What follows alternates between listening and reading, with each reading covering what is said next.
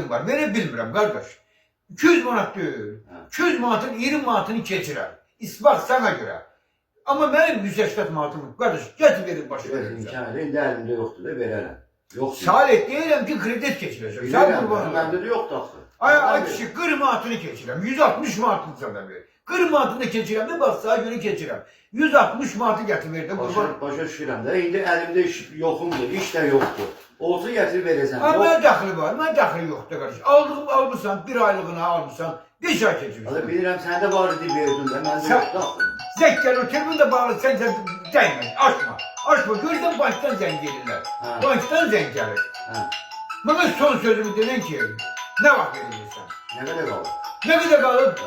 160 manat qaldı da, nə qalacaq da? Biraz da səbir elə verərəm də. Salih 10 manatını da keçirəm, 150 manat qaldı da, 150 manatı bir gün gətirir. 50 manat üzə verdim sənə.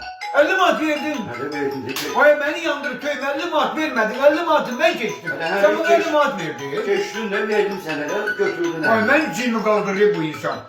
50 manat keçdim verdim sənə. Ha keçdim de keçdim, 50 manatını keçdim. Sonra verdim sənə o 50 manat. Vermədin, mən keçdim, ha kişi. Hər nədə qaldı 150 manat. Biraz səbir elə, onu da verəcəm. Ay bir de səbir eləsə bir yavaş yavaş verə gedəcəm sən. Vermə, olsa da yavaş yavaş. Ha vermirsən mən azaldıram, ha kişi. Hə də, yavaş yavaş verəcəm. Günah səndə deyilik, günah mənim baş yoxdur ki.